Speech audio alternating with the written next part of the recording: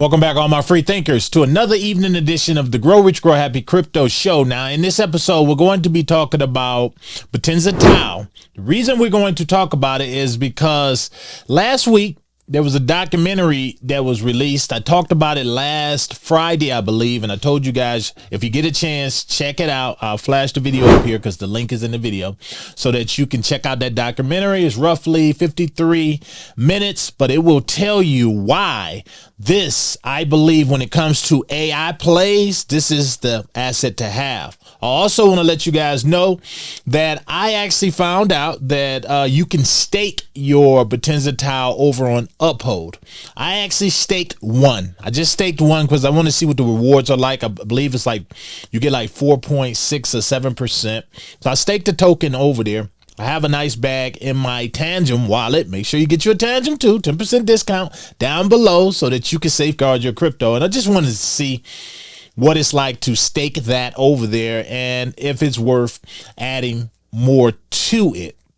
So anyway, the reason I want to talk about TAO is because as many of you have been with me a while, you know that I missed out on Bitcoin when it was around the price that TAO is trading now. That's roughly in the $330 range. Around that price, I had somebody come to me and when Bitcoin was that low, and they said, this was before I knew anything about crypto, and they said, you need to buy some. At that time, that particular person, they held like 100 Bitcoin, and they said, you should get this. And I didn't understand it. They couldn't really explain it to me. They said, go off, do some research. I said, so you're buying something you don't understand? They said, trust me, this is where the digital dollar is going. Well, that wasn't good enough for me. And long story short, I missed out on it. And when I created this channel, I said, these are the type of things I want to help investors overcome yourself for crypto wealth. But anyway, had I gotten out of my own way and did a little bit of deep research at the time, that was a coworker.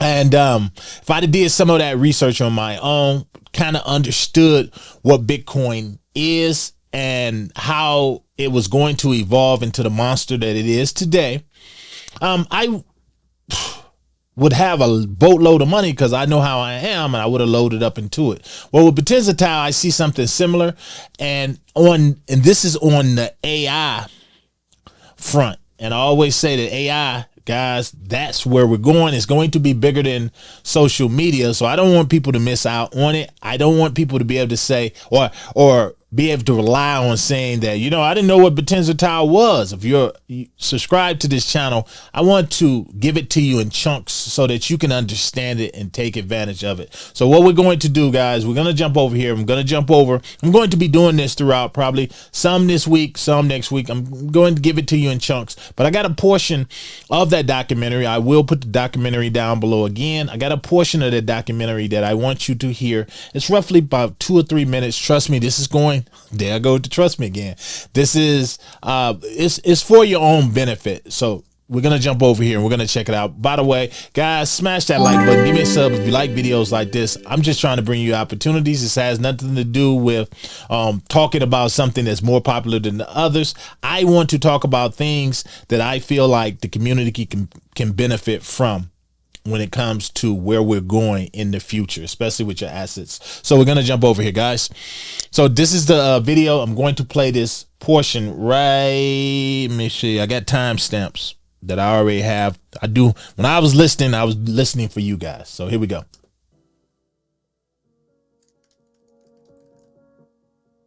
Title is why build on Bittensor. Those of you who got my book, Overcoming Self for Crypto Wealth, you already understand the importance of knowing what is the need for your inherent cryptocurrency.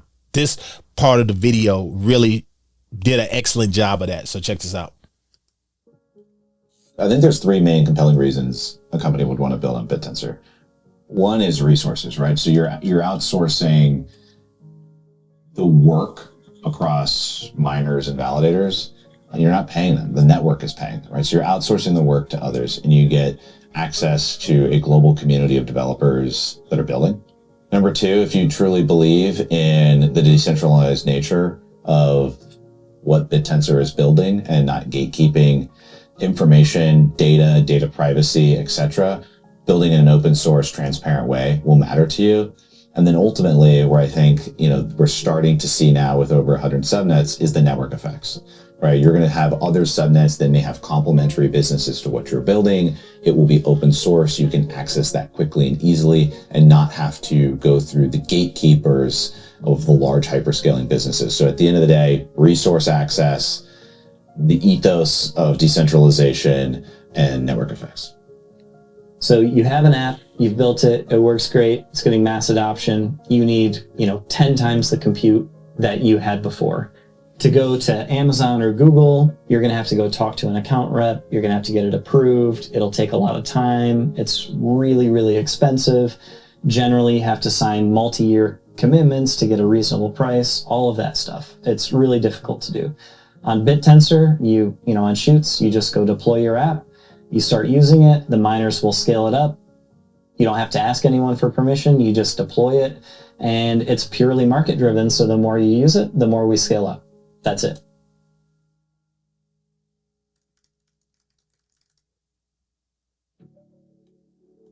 We're still incredibly early. The people that are currently inside Bittensor are the people who have a natural curiosity and let that curiosity lead them deeply into something that's fascinating to them. And they've got through that barrier of trying to understand it. What is this? How does this work? To come through that and out the other side and see this thriving ecosystem and this powerful technology, yeah, you wouldn't leave. I can't think of a more interesting technology area to work in. I don't even really focus on the philosophical or moral or the ethical reasons of why we need decentralized AI, because I think most people understand that, right? Like most people know that, open AI is not open. They have way too much power. Like it doesn't need much convincing. But people don't understand the second part, which is, there are structural advantages to being decentralized. It's the same reason why open source is superior to closed source in the way that the pace of innovation is just so much faster because you have people all over the world iterating on the same code. And the amount of resources and brain power that can be accumulated or acquired using a protocol is way more than any centralized organization can ever reach, right?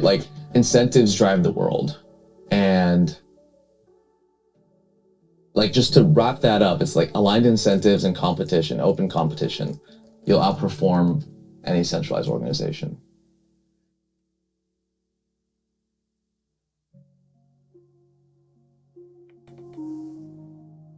Why would I go online? There's nothing online. There was no Amazon yet, right? It was like you're a loser if you're online. Live your life in the real world. Don't live your life on. This part right here, guys, I want you to pay attention to. This is to show how technology will always win out in the end. He's showing from how we got to the internet age and life and how people fought it so hard before. You kind of see it with AI, and he's going to show you how that led to something and how AI is going to lead us into this next frontier. So check this out. This is important. Online, on the web, right? It's not a thing. It's that's what people who have no lives do, right? So, well, as I mentioned, I have no desire to be a part of the internet because I feel like I'm so inundated with information all the time that I don't want more. Don't you ever feel like it's just constant bombardment? I guess the thing I resent most is I would resent at least when you're home, if the phone rings, you have the option of not answering it. On the internet, people can send you messages all the time you don't even want to hear from. It took a while, and it took a while even for newspapers to realize that they should have a website, right? Or banks to realize that they should have a website. It was sort of why would I want that? It makes no sense. At a certain point, it just sort of bounces around until enough sort of forward-looking people adopt it that it creates enough of a mini network that it catches fire. And all of a sudden these people are buying stuff from one another on eBay, right? And it's oh, where'd you get that? Oh, I bought it on eBay. Oh, how'd you pay for it? Well, I use this thing called PayPal, right? And you have enough of these little moments that are sparks for the rest of the world to catch fire, but you need those early adopters to kind of start networking with one another and start finding it finding the new thing to be useful amongst themselves, right? And at a certain point, that creates fusion, which lights everything else up on fire. And that happened with the internet. It definitely happened with Bitcoin. And these were like 10-year journeys with both of those, right? It is happening with Bittensor, and I think it's happening a lot faster because, again, the roads have already been built by Bitcoin and the internet itself, and we're just traveling those roads now with this new thing. That's what I want you guys to see. Do you see the evolution and how it's happening? In a nutshell, what that was about is it's to fight Bittensor TAO. Bittensor is open AI. It means that, and we're going to get there in other videos, but right now you have open AI, or you have ChatGPT. You know, Google has theirs, their Gemini. Then you have X, Elon Musk, he has his with Grok. And there's a host of others, but they're mainly owned by the big institutions. Therefore, they can make the rules, and you don't know how manipulative these AI programs are or how they're going to get. The thing about what makes this Bittensor TAO, and I'm just going to jump over here to the price. Thing that makes Bittensor TAO special is that when someone goes to school to learn, let's just say computer engineering, or you want to work in AI or something, and you want to work at Google, they only take from the best schools, or they only take from what they deem as the greatest or the brightest minds. The same with Meta, they do the same thing. The difference with Bittensor TAO, now, while they're missing out on a lot of talent, maybe based on a school that they graduated from, whereas a lot of that talent they missed out on could be 10 times smarter to those people than those people who maybe went to Harvard or Yale or somewhere in California. With Bittensor TAO, it's open AI, and it's bringing together all of the brightest minds from all over the world. And you don't have to hand in the resume or hand in your grades or curriculum to show how smart you is. You just can log on and you can become a part of this community to solve some of the greatest problems, or maybe something new, like they use the example of a new startup. You can, all of these great minds are in there, and it's a total of 128 subnets, 256 miners per subnet, and these miners are coming together and they're solving these advanced equations. But there's a total of 32,768 miners total. So this is a collective group of people doing this for free. And those, it's not just giving you TAO tokens. It's only rewarding those who solve these equations or solve these problems. That right there, when you're getting the collective, that's decentralization, and that's what makes Bittensor TAO stand out when it comes to AI and where AI is going. I almost feel like it is needed. They are the resistance to where AI is now and where it should be. So they are the counterbalance. Bittensor TAO is the counterbalance to artificial intelligence and keeping it from getting out of control. So that right there is important. Now, here's the thing I want to show you guys, because I don't want this to be long. $335 a token at the making of this video. Again, think about what I said about Bitcoin, things like that. You do not have to buy an entire token.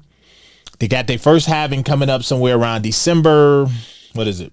December 11th, I believe.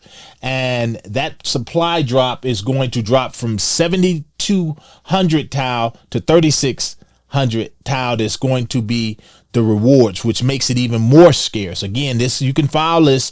If you watch my Casper video my last video, you can file this under one of those hidden gems.